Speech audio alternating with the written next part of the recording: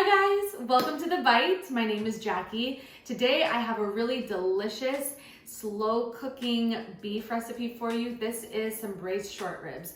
And I got the idea to make these because I have a restaurant that I really love in San Diego called Cucina Urbana. And they have a pappardelle short rib pasta that I absolutely adore. Because I wasn't able to go back home to San Diego last year, with 2020 being as crazy as it was, I figured I would make it at home. And to start with, you have to make the short ribs. And then I would take the leftovers and turn that into the short rib pappardelle pasta that was absolutely to die for. This is a pretty basic recipe, but I put my own twists and things on it based on what I like, but you can also adjust it to your liking as well. So let me show you what you'll need. Okay, so I have my short ribs here. I trimmed off a lot of the fat that's on it. There's a bone side and a meat side, and usually the fat is gonna be towards where the meat is. We are going to cook these and skim the fat off the top once they're done cooking, but I like to take off as much as I can beforehand. For the veggies, I have some carrots and celery. The celery's down here, and I like the carrots to be about this size. And then I have a whole bunch of mushrooms because I love mushrooms, but you can add whatever vegetables that you want, potatoes, whatever. I have some onions, some garlic, some thyme. For the sauce portion, I have beef broth and red wine, some tomato paste, some salt and pepper, and then to sear the short ribs, I have a little bit of vegetable oil. I like to make these in my Dutch oven, but if you have like any other heavy bottom pan or pot, that is what you would want to use for something like this.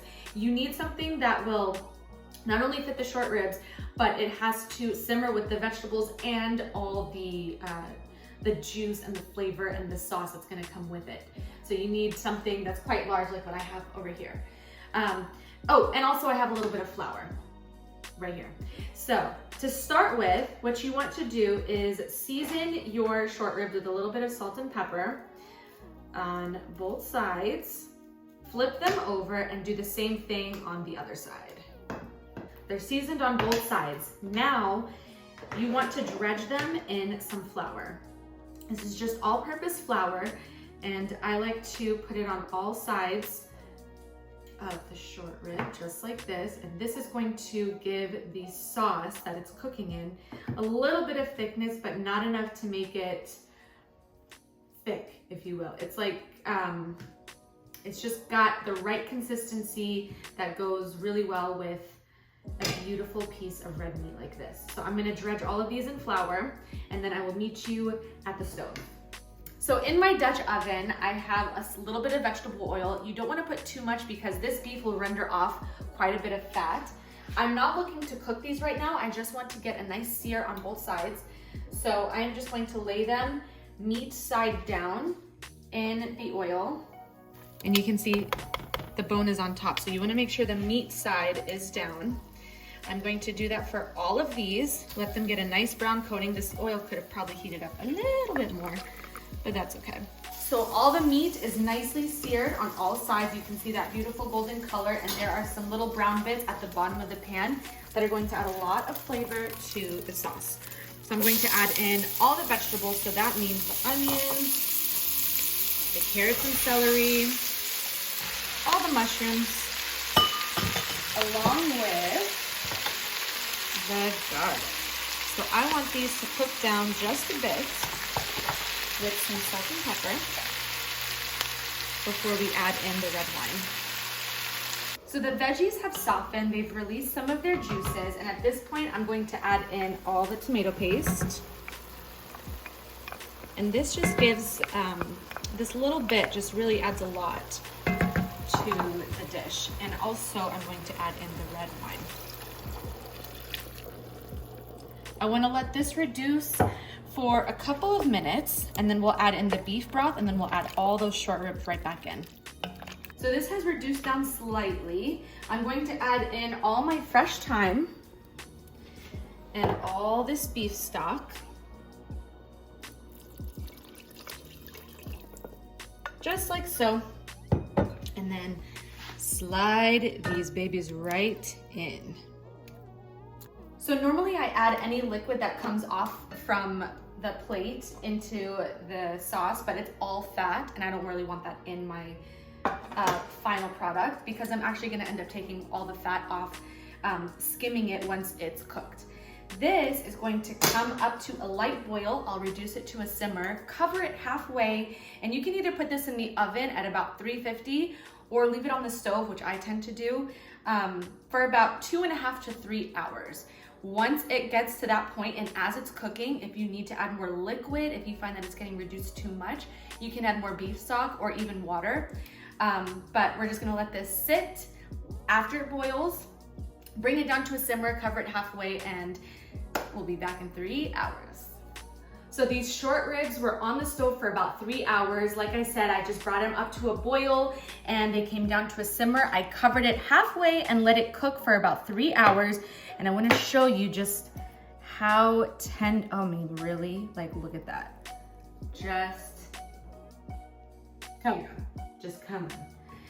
The meat is so tender. The vegetables have soaked up all that brothy goodness. And now that it's cooked, it doesn't taste like wine and broth together. It has combined into this beautiful, luscious sauce that goes well on just about anything. I also made some polenta, and how I made this is I just take some milk and chicken broth. Sometimes I use heavy cream if I have it. Today I did have it, so I added it. I let it come to a light boil, and then I reduce it down to a low simmer, add in my polenta, let it cook for about 20 minutes, stirring every few minutes just to make sure it doesn't clump up. Then once it's done, I turn off the heat, add in a bunch of freshly grated Parmigiano Reggiano, some butter, give it a good stir, taste it to see if it needs salt. I don't think it does because I think the chicken broth and the Parmesan is just enough salt. But then I also had some freshly cracked black pepper, and that is it. My daughter happens to really love this, and I think it goes really well with the sauce and the vegetables that are in here. I'm ready to eat. I'm just going to put some polenta on my plate and then add a little bit of this beautiful short rib meat. I also did skim some of the fat off of the top just by taking my spoon, and I could have done a better job. I'll probably do some more just once we stop filming, but I'm still salivating from this. This just looks heavenly, but you can see that there's still some fat at the very top, and you just want to skim that off just so that it gives you, when you're eating it, it won't stick to the roof of your mouth. That's just my personal preference, and the short ribs do have a lot of fat to begin with, and it renders off more when it cooks. So I am gonna take some of this sauce, some of these veggies, especially the mushrooms, those are my fave. You might hear a baby in the background. That would be the new addition to the family. All right, so I'm gonna give this one quick taste because somebody is hungry and somebody else is ready to eat for dinner. We got 2 kids to feed now, and we got lots of short ribs to share. So I'm gonna give this a quick taste.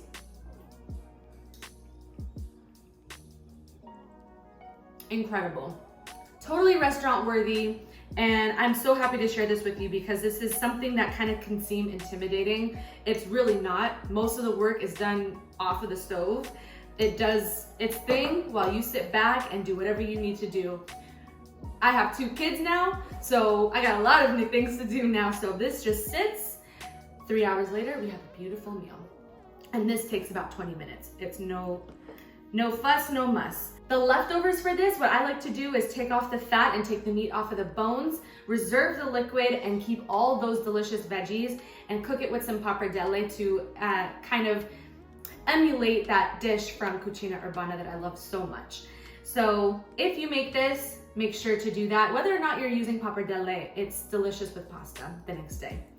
So I hope you guys enjoyed this video. Don't forget to tag me on Instagram or Facebook if you make it, because it is absolutely delicious and a really comforting meal to do in the colder months like now. Thank you guys for watching. We'll see you next time on The Bite.